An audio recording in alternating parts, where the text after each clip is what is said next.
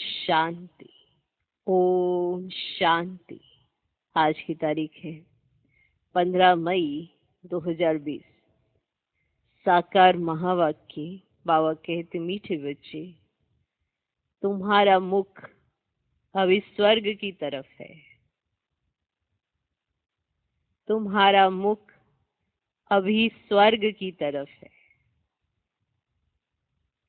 तुम नरक से किनारा कर स्वर्ग की तरफ जा रहे हो।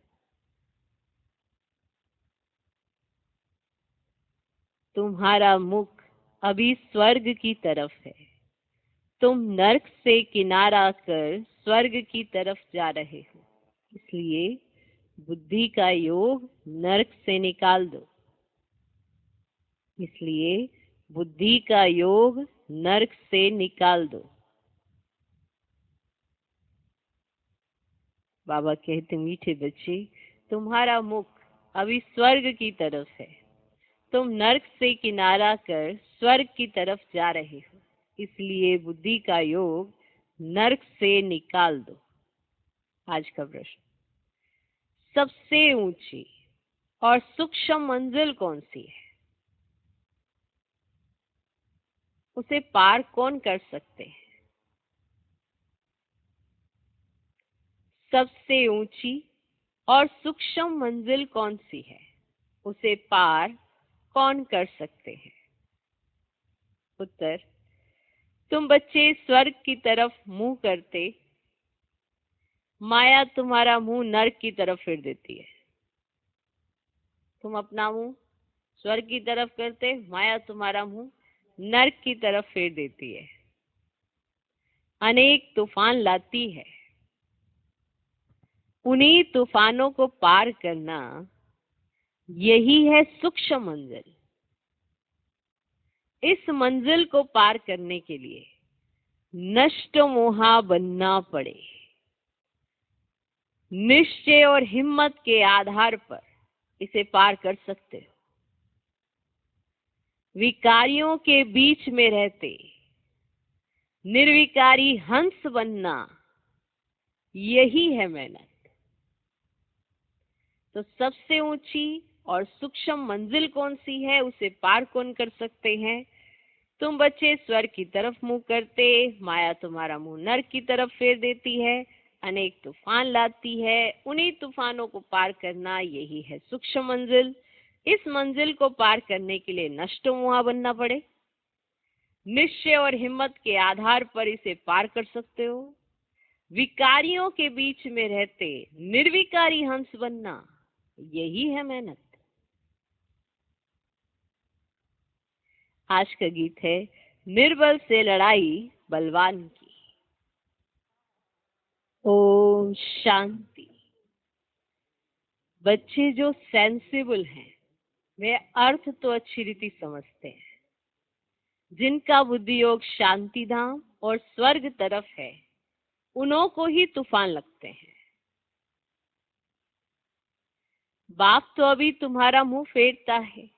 अज्ञान काल में भी तुम्हारे घर से मुंह फिर जाता है। फिर नए घर को याद करते रहते हैं ना, कब तैयार होगा। जैसे अज्ञान काल में कोई नया घर बनाता है तो पुराने घर से मुंह फिर जाता है और नए घर की तरफ लग जाता है कि कब तैयार होगा। अभी तुम बच्चों को भी ध्यान में है, कब हमारे स्वर्ग की स्थापना हो, फिर सुखधाम में आएंगे। इस दुखधाम से तो सबको जाना है। सारी सृष्टि के मनुष्य मात्र को बाप समझाते रहते हैं, बच्चे अभी स्वर्ग के द्वार खुल रहे हैं। अब तुम्हारा बुद्धि योग स्वर्ग तरफ जाना चाहिए। हेवन में जाने वाले को कहा जाता है पवित्र, हेल में जाने वाले को अपवित्र कहा जाता है। ग्रस्त व्यवहार में रहते भी बुद्धि योग हेवन तरफ लगाना है। ग्रस्त व्यवहार में रहते भी बुद्धि योग हेवन तरफ लगाना है। समझो, बाप का बुद्धि योग हेवन तरफ और बच्चे का हेल तरफ है। माना ग्रस्त में रहते हैं, बाप तो स्वर्ग की तरफ अपना बुद्धि योग लगा रहा है और बच्चा नरक की तरफ लगा रहा है। तो दोनों एक घर में रह कैसे सकते? हंस और बगुले इकट्ठे रह ना सके, बहुत मुश्किल है। उनका बुद्धि योग है ही 5 विकारों तरफ। वह हेल तरफ जाने वाला, वह हेवन तरफ जाने वाला, दोनों इकट्ठे रह ना सके, बड़ी मंजिल है। बाप देखते हैं हमारे बच्चे का मुंह हेल्थ तरफ है, हेल्थ तरफ जाने बगैर रह नहीं सकता, तो क्या करना चाहिए? बाप देख रहा है उसके बच्चे का मुंह हेल्थ की तरफ है, तो फिर क्या करना चाहिए? जरूर घर में झगड़ा चलेगा, कहेंगे यह भी कोई ज्ञान है, बच्चा शादी ना करे, गृहस्थ व्यवहार में रहते तो बहुत है ना। बच्चे का मुख हेल्थ तरफ है, वे चाहते हैं नरक में जाए। बाप कहते हैं नरक तरफ बुद्धि योग ना रखो, परंतु बाप का भी कहना मानते नहीं। फिर क्या करना पड़े? इसमें बड़ी नष्ट मोहा स्थिति चाहिए। नष्ट मोहा स्थिति माना अगर बच्चा नरक की तरफ जाना चाहता है, हेल में जाना चाहता है, विकारों में जाना चाहता है, बाप जानता है कि वो विकारों में जाना चाहता है, दुखी होगा, परेशान होगा, फिर बाप क्या करे? इसलिए बाबा कहते इसमें बड़ी नष्ट मोहा स्थिति चाहिए, माना उससे मोह निकालना पड़ेगा। बाप को बच्चे से मोह निकालना पड़ेगा, क्योंकि बच्चा तो चाहता है नरक की तरफ जाना। वो कहते हैं कि गृहस्थ व्यवहार में तो बहुत रहते हैं, क्योंकि बच्चे का हेल की तरफ मुख है तो वो तो जाना चाहेगा, फिर बाप क्या करे? तो बाप को नष्ट मोहा स्थिति चाहिए, बड़ी नष्ट मोहा स्थिति चाहिए। ऐसे कह देते हैं मेरा कोई मोह नहीं है, इसे कहा जाता है ना, तुझे जहां जाना है जा, इसे कहा जाता है। लेकिन अगर बच्चा जा रहा होता है तो बाप का ध्यान जाता है, तो वो वाली नष्ट मोह स्थिति चाहिए। उस समय याद आना चाहिए कि हर एक आत्मा का अपना अपना पार्ट है, वो अपना पार्ट बजा रही है। परमात्मा कितनी भी तदबीर करे वो अपनी तकदीर नहीं बना सकती, क्योंकि उसका ध्यान नर्क की तरफ है। इसीलिए कहा इसमें बड़ी नष्ट मोहा स्थिति चाहिए। ये सारा ज्ञान आत्मा में है, माना आत्मा को ये भी पता है उसे क्या करना चाहिए क्या नहीं करना चाहिए, ये भी पता है। बाप की आत्मा कहती है इनको हमने क्रिएट किया है, मेरा कहना नहीं मानते हैं। अब बाप की आत्मा पिता कहता है मैंने इसे क्रिएट किया, ये मेरी संतान है, तो ये मेरा कहना नहीं मानते हैं कि स्वर्ग की तरफ चले, नरक में क्यों जा रहे हैं, मेरा कहना नहीं मानते। कोई तो ब्राह्मण भी बने हैं, फिर बुद्धि चली जाती है हेल तरफ, है ना। कहीं तो ऐसे बच्चे भी हैं जो ब्राह्मण बन गए हैं, फिर भी हेल की तरफ उनकी बुद्धि चली जाती है। वह तो जैसे एकदम रसातल में चले जाएंगे, क्योंकि सब समझ होने के बावजूद भी कोई अगर गिरना चाहे तो फिर जब वो गिरेगा तो वो एकदम रसातल में चले जाएंगे। तो क्लियर कि बाप ज्ञान में है, स्वर्ग की तरफ उसका मुख है, बच्चा नरक में जाना चाहता है, दुखी विकारी होना चाहता है, बाप नहीं चाहता कि वो ऐसा करे। फिर भी अगर ऐसा होता है तो बाप को नष्ट मोह स्थिति बनानी पड़े कि उसे मोह त्यागना पड़ेगा। ये सोचे कि ये मेरा क्रिएट किया हुआ है तो उसको मेरा कहना मानना चाहिए, ऐसा नहीं। नष्ट मोह स्थिति चाहिए, क्योंकि ज्ञान तो बुद्धि में है, आत्मा में सारा ज्ञान है। तो इसीलिए कई ऐसे भी होते हैं ब्राह्मण भी बन जाते हैं, फिर भी उनका बुद्धि योग नर्क की तरफ लगा रहता है, तो वो तो जैसे कि एकदम रसातल में चले जाते हैं। बच्चों को समझाया गया है यह है ज्ञान सागर की दरबार।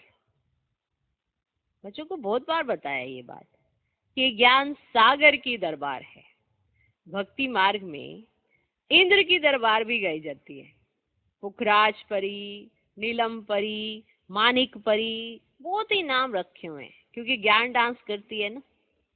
किस्म किस्म की परियां हैं, वह भी पवित्र चाहिए, अगर कोई अपवित्र को ले आए तो दंड पड़ जाएगा। माना ज्ञान सागर बैठा हो और उनके सम्मुख अगर कोई अपवित्र आ गया तो बहुत दंड पड़ जाएगा। इसमें बहुत ही पावन चाहिए। यह मंजिल बहुत ऊंची है, इसलिए झाड़ जल्दी जल्दी वृद्धि को नहीं पाता है। बाप जो ज्ञान देते हैं उससे कोई जानते नहीं, शास्त्रों में भी ये ज्ञान नहीं है। इसीलिए थोड़ा निश्चय हुआ फिर माया एक ही थप्पड़ से गिरा देती है। थोड़ा सा ही निश्चय होता है, फिर माया एक ही थप्पड़ से गिरा देती है। तूफान है ना, छोटा सा दीवा उनको तो तूफान एक ही थप्पड़ से गिरा देता है। अगर छोटा सा दीवा है और इतनी हिम्मत और इतना नशा और इतना निश्चय नहीं है तो उसे तो माया एक ही थप्पड़ से गिरा देती है। दूसरों को विकार में गिरते देख खुद भी गिर पड़ते हैं। इसमें तो बड़ी बुद्धि चाहिए समझने की।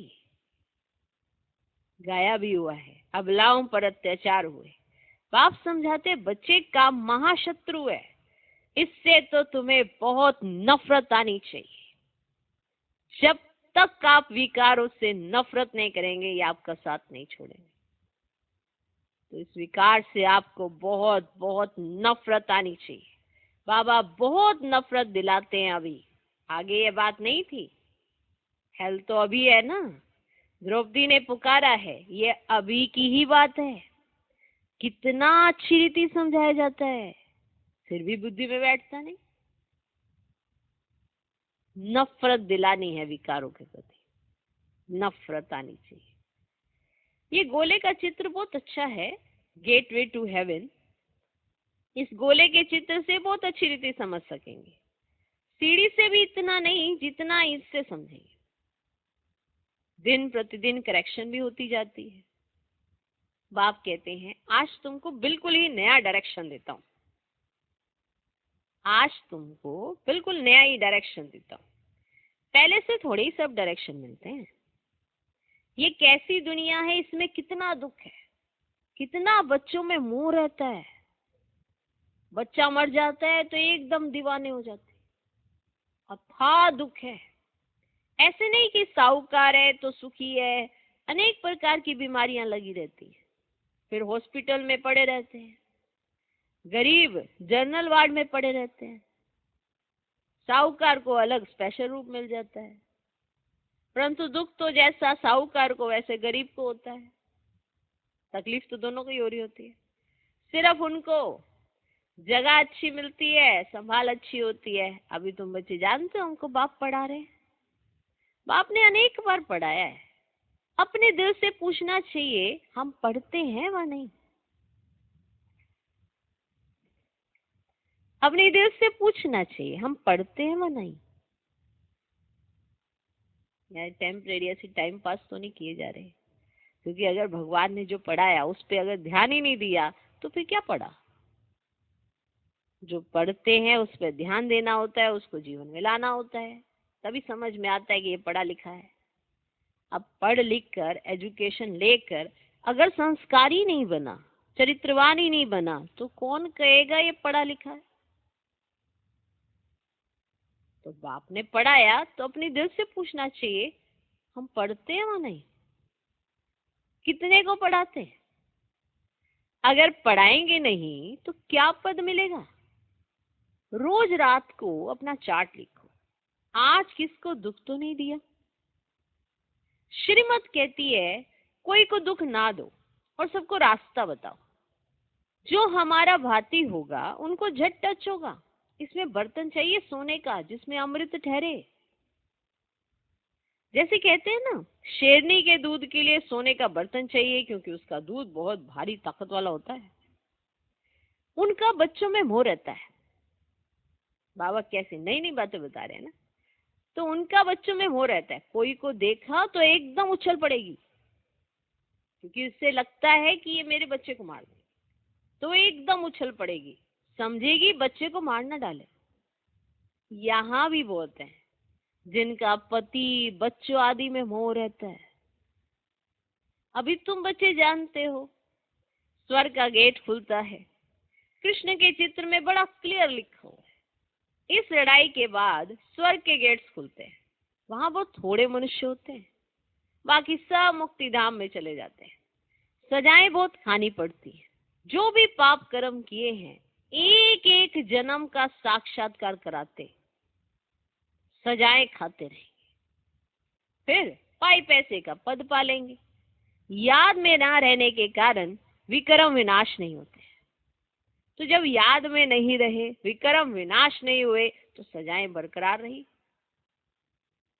अब सजाओं से मुक्त होना है तो विक्रम विनाश करने पड़ेंगे।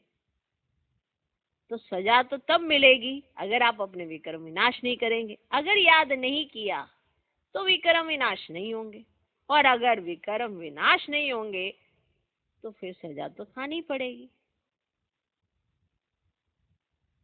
कई बच्चे हैं जो मुरली भी मिस कर लेते हैं।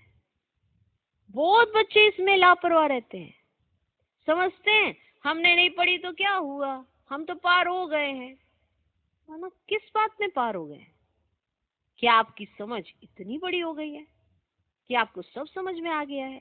फिर तो आपसे कोई भूल नहीं होती होगी, फिर तो आपको सारे दिन में कोई अटेंशन नहीं देना पड़ता होगा। किस बात में पार हो गए हैं?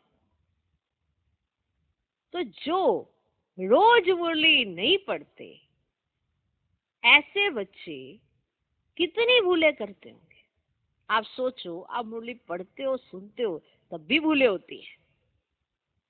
फिर मुरली के आधार पर आप अपने आप को बचाते हो। तो जो मुरली पढ़ते नहीं, सुनते नहीं और ये समझते हैं कि हमने नहीं पढ़ी तो क्या हुआ, हम तो पार हो गए हैं, मुरली की परवाह नहीं करते हैं, ऐसे दे अभिमानी बहुत है ना। उनको अपना ही दे अभिमान है कि वो गुरु से ज्यादा होशियार हो गए, इतनी समझ आ गई है। ऐसे दे अभिमानी बहुत है, वे अपना ही नुकसान करते हैं। बाबा जानते हैं, इसलिए यहाँ जब आते हैं तो भी पूछता हूँ, बहुत मुरलियां नहीं पढ़ी होंगी, ऐसे पूछता हूँ, क्योंकि बाबा तो जानते हैं ये तो अभी अभी आया है, इसने बहुत मुरलियां तो नहीं पढ़ी होंगी, आपने भी इतनी मुरलियां तो नहीं पढ़ी होंगी। तो चलो साकार तो रिपीट हुई है, अव्यक्त मुरलियां भी नहीं पढ़ी होंगी, तो रोज अव्यक्त मुरली भी पढ़ो, आपकी बुद्धि का विकास होगा, उसमें और समझ में आएगी। रोज अव्यक्त मुरली पढ़ो, साकार मुरली भी पढ़ो, अव्यक्त मुरली भी पढ़ो, और साकार मुरली तो कभी मिस ना करो। अव्यक्त मुरली एडिशन करो पढ़ाई की साथ में, तो समझ भी आए, कुछ और आपको पता चले। अभी क्या होता है, संडे को अव्यक्त मुरली आती है, आप सुनते हो, खुश हो जाते हो, बस फिर खत्म। कितनी मुरलियां होंगी जो आपको पता ही नहीं कि बाबा ने क्या कहा उसमें, माना कितनी समझ लेनी अभी बाकी है। जिन बातों के प्रश्नों के उत्तर आप ढूंढना चाहते हैं वो आपको मुरलियों में ही मिलेंगे, और कोई आधार नहीं है। आप सवाल करते जाएंगे, उत्तर मिलते जाएंगे, लेकिन वो आ तो मुरलियों से रहे हैं ना। आप मुरली पढ़ना शुरू करें, साकार मुरली तो कभी मिस नहीं करनी है। माना रोज की जो रोज मुरली आती है उसे कभी मिस ना करो, और साथ में एडिशन पढ़ाई करो, पढ़ाई की एडिशन करो। अब तो इतने साधन है कि बस बात मत पूछो। साइंस ने इतने साधन दे दिए, आपके फोन में मोबाइल मुरली है, मुरली के कई एप्स बने हुए हैं, सब कुछ है। उन्नति करना चाहते हो तो बहुत सारे साधन है, अगर गिरना भी चाहते हो तो बहुत सारे और माया के वो बने हुए हैं, बाइस्कोप बने हुए हैं। तो करना क्या है, आत्मा ने अपना मित्र बनना है, अपना शत्रु बनना है, निर्णय उसी का है। इस समय सब कुछ पारदर्शी है, हर एक चीज, हर एक कर्म आत्मा खुद सिलेक्ट करे उसे कहाँ जाना है, अच्छे की तरफ, बुरे की तरफ, ये उसकी खुद की सिलेक्शन है, कोई उसको नहीं ले जा रहा। क्योंकि जब समझ मिल गई तो चॉइस तो उसी की अपनी है। या तो जब समझ नहीं थी तो पता नहीं कौन कहाँ ले गया, कौन क्या करा गया, कुछ नहीं पता, चलो वो तो अनजाने में जो हुआ हुआ। अब तो समझ मिली है, अब तो पता है क्या करना चाहिए। तो एक भी दिन मुरली मिस नहीं करनी चाहिए। तो कहीं तो मुरली की परवाह नहीं करते हैं। माना मुरली चल रही होगी, ध्यान कहीं और होगा, तो भी तो मुरली मिस हो गई। फिर पढ़ते भी नहीं है, उसके बाद पढ़ेंगे भी नहीं, मिस तो हो गई ना मुरली। माना अगर हमें पता ही नहीं आज बाबा ने कहा क्या है, तो आपकी तो मिस ही हो गई। तो सुनते हुए पढ़ते हुए अटेंशन होना चाहिए, आज क्या कहा बाबा ने, क्या बोला बाबा ने। क्योंकि अगर मुरली ही समझ नहीं आएगी तो फिर जीवन में परिवर्तन कैसे आएगा। और आज बाप दादा आपको क्या कहना चाहते हैं, क्या आपको करना चाहिए, वो तो मुरलियों के माध्यम से ही कहेंगे ना।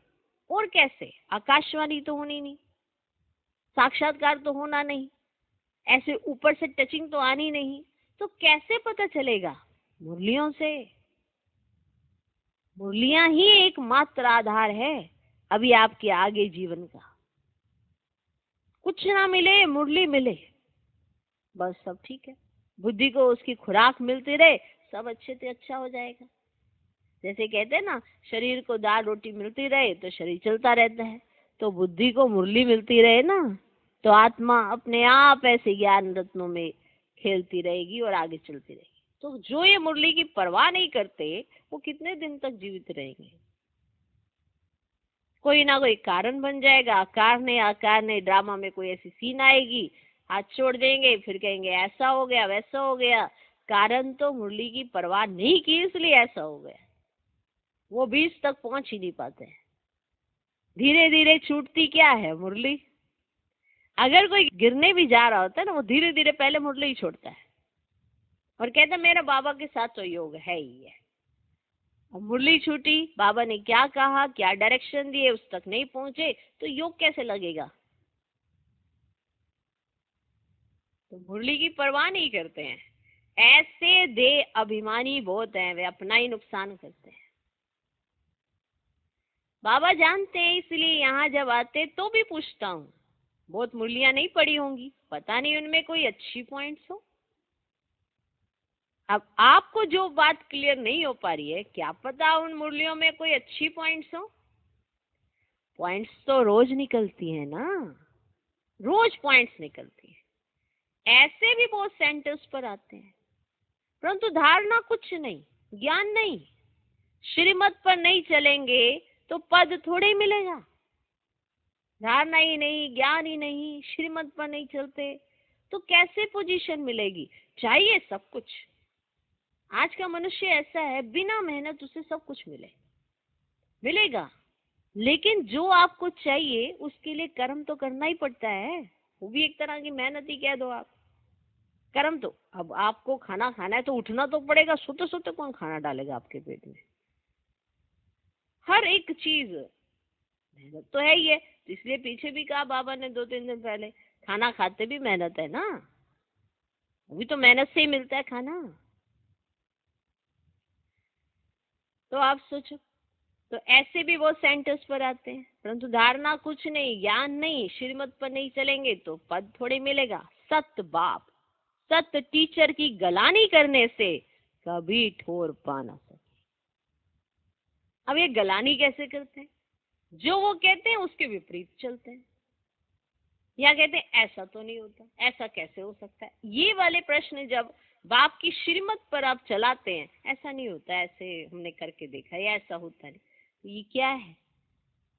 गला नहीं करते हैं। आप हाँ करके देखो, सहयोग कैसे मिलता है। पहले ही कहते हैं ऐसा नहीं होता, ऐसा नहीं होता, ऐसा नहीं होता। तो सत बाप, सत टीचर की गलानी कराने से कभी ठोर पा ना सके। अब जिस टीचर से आप पढ़ रहे हो उसका रिगार्ड तो रखो। वो सत्य टीचर, वो क्या समझा रहे हैं वो समझो तो सही। परंतु सब तो राजाएं नहीं बनेंगे, प्रजा भी बननी है।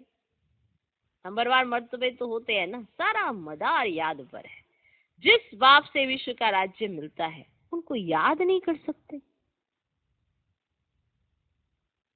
तकदीर में ही नहीं है तो फिर तदबीर भी क्या करें? बाप तो कहते हैं याद की यात्रा से ही पाप भस्म होंगे, तो पुरुषार्थ करना चाहिए ना। बाबा कोई ऐसे भी नहीं कहते कि खाना पीना नहीं खाओ। बाबा ऐसे भी नहीं कहते खाना पीना छोड़ दो। कहीं ऐसे होते हैं ना, ऐसे कुछ होता है ना तो वो खाना पीना छोड़ देते हैं। उससे क्या होएगा? कोई हड्डी होगी हो क्या? विचार करो, बुद्धि चलाओ, क्या हमें चेंज करना चाहिए खाना पीना छोड़ने से ज्यादा। बाबा कोई ऐसे भी नहीं कहते कि खाना पीना नहीं खाओ, ये कोई हठ योग नहीं है। चलते फिरते सब काम करते, जैसे आशिक माशूक को याद करते हैं ऐसे याद में रहो। कोई भी कार्य बंद नहीं करो। ऐसा थोड़ा कहा कि आप एक जगह समाधि लगा के बैठ जाओ, ऐसा नहीं कहा बाबा ने। कोई भी कार्य करते हो, आप बिजनेस करते हो, जॉब पे जाते हो, तो जैसे आशिक माशूक को याद करते हैं ऐसे तुम भी याद करो। उन्हों का नाम रूप का प्यार होता है। ये लक्ष्मी नारायण विश्व के मालिक कैसे बने, कैसे बन गए, ये कैसे बने, किसको भी पता ही नहीं। तुम तो कहते हो कल की बात है, ये राज्य करते थे मनुष्य तो लाखों वर्ष कह देते हैं। माया ने मनुष्यों को बिल्कुल ही पत्थर बुद्धि बना दिया है। अभी तुम पत्थर बुद्धि से पारस बुद्धि बनते हो। पारसनाथ का मंदिर भी है, परंतु वह कौन है ये कोई नहीं जानता। मनुष्य बिल्कुल ही घोर अंधेरे में है। अब बाप कितनी अच्छी अच्छी बातें समझाते हैं, है ना? कितनी अच्छी अच्छी बातें समझाते हैं, फिर हर एक की बुद्धि पर है ना। बाबा तो अच्छी अच्छी बातें समझाते हैं, फिर हर एक की बुद्धि पर है ना। वो अच्छी अच्छी बातें आपको कितनी अच्छी लगी, ये आपकी बुद्धि पर है कि आपको टच भी हुई कि नहीं हुई। बाबा तो बहुत अच्छी अच्छी बातें समझाते हैं, फिर हर एक की बुद्धि पर है। पढ़ाने वाला तो एक ही है, पढ़ने वाले ढेर होते जाएंगे। गली गली में तुम्हारा स्कूल हो जाएगा, गेटवे टू हेवन। मनुष्य एक भी नहीं जो समझे कि हम हेल में हैं। बाप समझाते हैं सब पुजारी हैं, पूज्य होते ही हैं सतयुग में, पुजारी होते हैं कलयुग में। मनुष्य फिर समझते हैं भगवान ही पूज्य, भगवान ही पुजारी बनते हैं। आप ही भगवान हो, आप ही ये सब खेल करते हो, तुम भी भगवान हम भी भगवान। कुछ भी समझते नहीं है। ये है ही रावण राज्य। तुम क्या थे अब क्या बनते हो। बच्चों को बड़ा नशा रहना चाहिए। बाप सिर्फ कहते मुझे याद करो तो तुम पुण्यात्मा बन जाएंगे। बस तुम मुझे याद तो करो तो तुम पुण्यात्मा बन जाएंगे। बाप बच्चों को पुण्यात्मा बनने की युक्ति बताते, बच्चे इस पुरानी दुनिया का अभी अंत है। मैं अभी डायरेक्ट आया हूँ। यह है पिछाड़ी का दान। एकदम सरेंडर हो जाओ बस। पिछाड़ी के समय ये एक ही दान बचता है अभी। तो बाबा ने कहा ना कि पहले मैंने तुम्हें ये बातें नहीं कही, उस समय नहीं कहने की थी, अब कहने की है।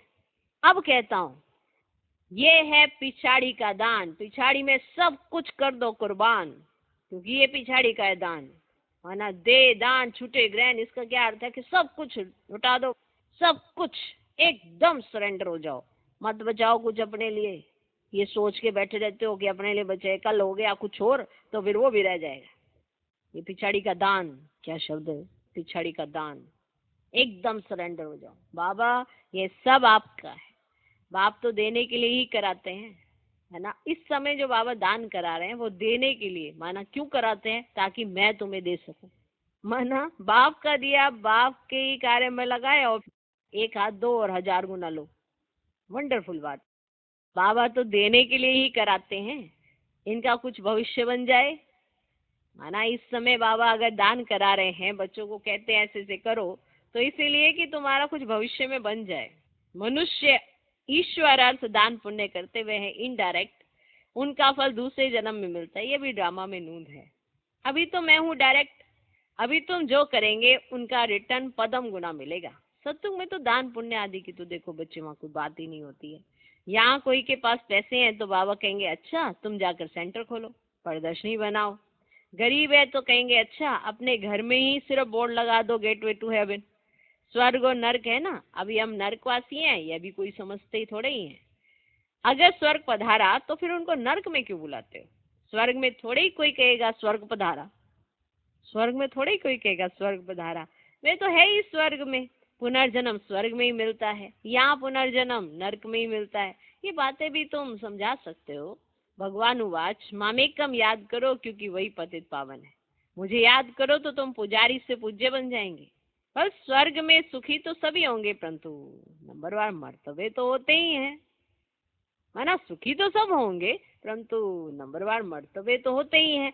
बहुत बड़ी मंजिल है ना, एक पोजीशंस तो रहती ही है ना वहां पे। अब वहां पे कौन सी आपने पोजीशन लेनी है, उसका बेस है संगम। माना संगम पर की पढ़ाई आपको पोजीशन दिलाएगी। तो इस पढ़ाई को कितने ध्यान से पढ़ना चाहिए, कितने ध्यान से जो बाबा कहे वो करना चाहिए, क्योंकि उसके आधार पर ही आपका कल्प शुरू होगा, आपका सृष्टि चक्र शुरू होगा। कितनी आपने कमाई की, उस आधार पर आपको सत्यों में प्रारब्ध मिलेगी। तो इस समय तो समझ सकते हो ना पोजीशन क्या मायने रखती है। तो इस समय पुरुषार्थ करना चाहिए। बहुत बड़ी मंजिल है। कुमारियों को तो बहुत सर्विस का जोश आना चाहिए। हम भारत को स्वर्ग बना कर दिखाएंगे। कुमारी वह जो 21 कुल का उद्धार करे, अर्थात 21 जन्म लिए उद्धार कर सकती है। अच्छा, मीठे मीठे सिकिलदे बच्चों कहते, माता पिता बाप दादा का याद प्यार और गुड मॉर्निंग। रूहानी बाप की रूहानी बच्चों को नमस्ते। हम रूहानी बच्चों की भी रूहानी बाप को नमस्ते नमस्ते नमस्ते। Good morning good morning good morning.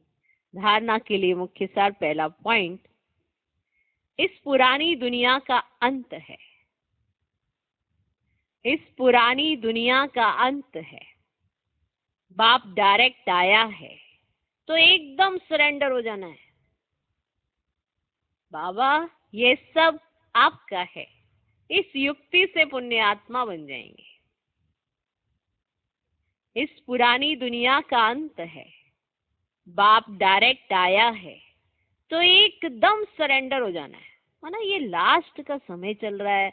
Last में भगवान ने एक ही बात कही है कि तुम्हारा कुछ भी नहीं है, फिर भी तुम ये मेरा तेरा में लगे रहते हो। ये सब सरेंडर कर दो और मुझे तुम्हें देना है, इसीलिए मैं करा रहा हूं। दूसरा पॉइंट, मुरली कभी भी मिस नहीं करना है। मुरली कभी भी मिस नहीं करना है। मुरली में लापरवाह नहीं रहना है। ऐसे नहीं हमने नहीं पढ़ी तो क्या हुआ, हम तो पार हो गए हैं। माना इतने सालों से हम पढ़ रहे थे, हमने नहीं पढ़ी तो क्या हुआ, हम तो पार हो गए हैं। नहीं, ये देह अभिमान है। मुरली जरूर पढ़नी है, ये देह अभिमान है। मुरली जरूर पढ़नी है। मुरली कभी भी मिस नहीं करना है। मुरली में लापरवाह नहीं रहना है। आज का वरदान, निश्चय के आधार पर विजयी रतन बन, सर्व के प्रति मास्टर सहारे दाता भव।